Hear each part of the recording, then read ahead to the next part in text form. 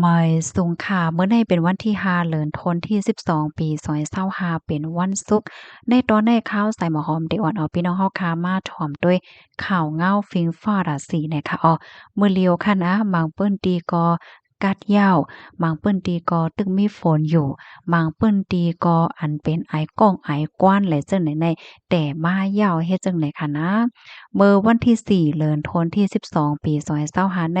อยู่ที่ห้องการฝ่ายฟิงฟ้าราศีที่ในเมืองไทยค่ะไล่ออกมาเปิ้นเผาลาดว่าที่เมืองไทยปอตอนใต้ใน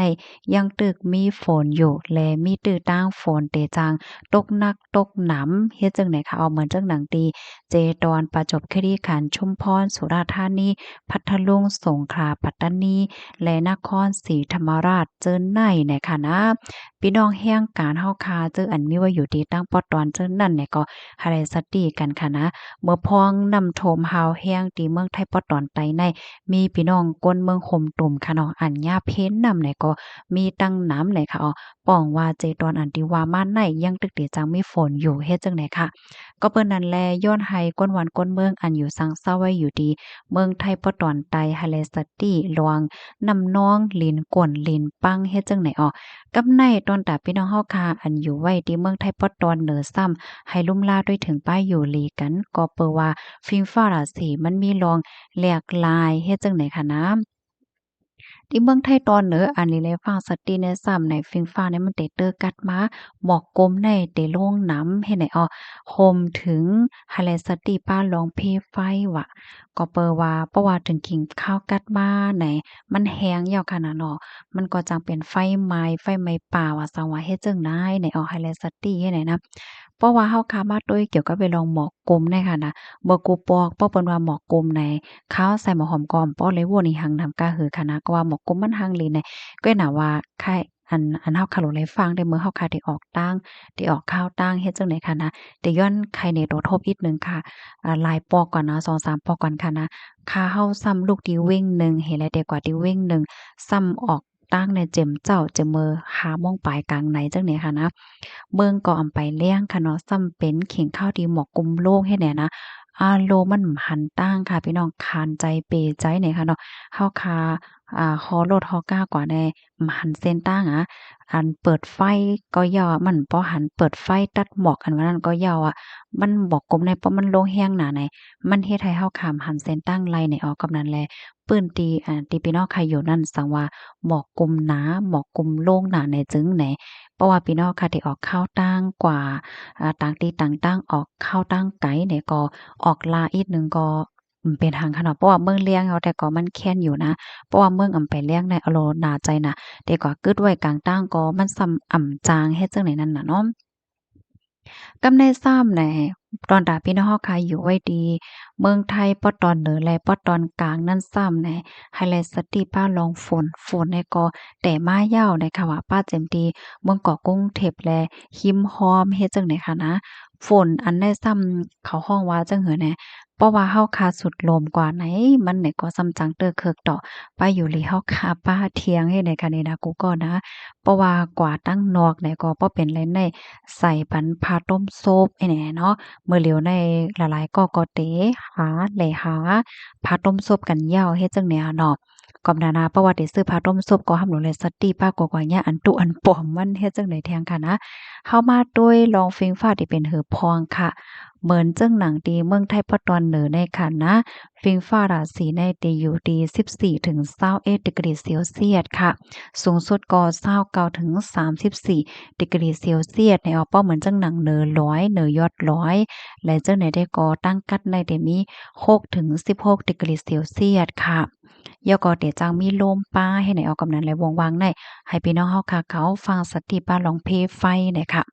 กำในเฮามาด้วยเทียงปอดเจียงห้องวันออกค่ะกลางไหนก็กาดยอก็มีลมป้า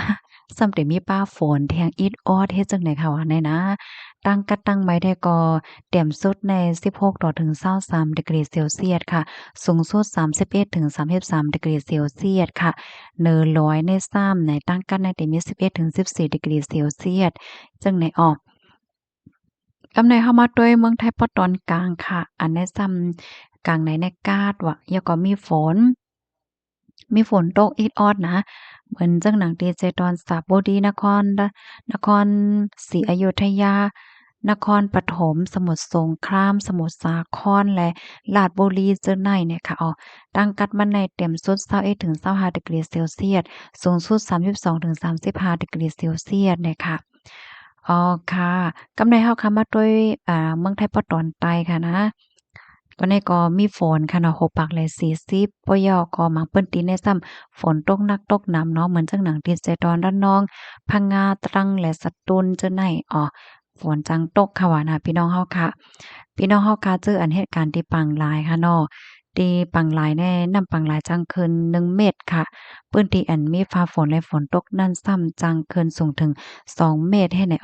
พี่น้องเฮาค่ะจื้ออันที่ออกฮื้อนั่นค่ะนะก็ให้ด้วยสายงายเงาลายฟิงฟ้าราสีเสียวก็จังก้อยออกต้าในแล้วก็เป็นข่าวเงาฟิงฟ้าราศีที่ในเมืองไทยเนี่ยค่ะเนาะใน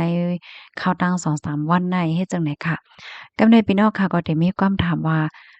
ที่ในเมืองใต้มันลาดป้าหลาเอเนี่ยค่ะเนาะเพราะว่าเฮาค่ะมาด้วยที่ในเมืองใต้เนี่ยก็มื้อเหลียวหลายๆปึ้นตีในมันก็ซ้ำแต่มีกัดค่ะเนาะลมกัดหลายๆพื้นที่ก็กัดไม้ยาวเนี่ยค่ะอันที่ใครแนะนำพี่น้องเฮาค่ะได้ก็ล้มลาโดยถึงไปอยู่หลีกันค่ะเนาะก็อย่าไปไว้เมามางค่ะนะเปรียบเสมือนอายุเฮาค่ะตึกเลียกอยู่ว่าในเสตาก็ยาวหนึ่งในลงปันซึกโคอ้วนค่ะที่สองเนี่ยก็กินปันอาหารราตั้งกินที่มีพรหลีที่สามหรือคือปันให้เป้งป้อที่สี่อาบปันน้ำอุ่นเนาะอย่าไปอาบน้ำกัดน่ะพ่นติน้ำไหม้น่ะพ่นติ ปันน้ำอ่อนๆแน่หลีเหย้าในค่ะอ้อมปะเหย้าก็แถมอันหนึ่งซ้ำลูกอ่อนก้นเฒ่าเลยเจ้าเนี่ยนะลูกอ่อนก้อนเล็กๆลูกอ่อนก้อนเล็กๆที่เขาบ่รัดความนั้นเขาก็ได้กัดมาเหย้าเนี่ยค่ะและแถมอันหนึ่งอันไข่ตอนอันไข่ฝากถึงฟังถึงได้ปีๆเฮาค่ะพี่น้องเฮาค่ะเจออันแลจะกินน้ำเมา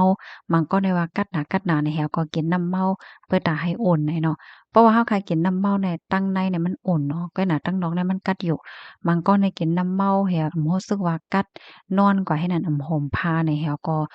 ถึงสายใจกว่าให้ไหนก็มีเนี่ยค่ะเนาะก็ย้อนให้ลุ่มลาด้วยถึงป้าอยู่ลีกันเนี่ยค่ะเนาะเพราะว่าเฮาคาใส่ใจลุ่มลาด้วยถึงป้าอยู่ลีเฮาแต่ก็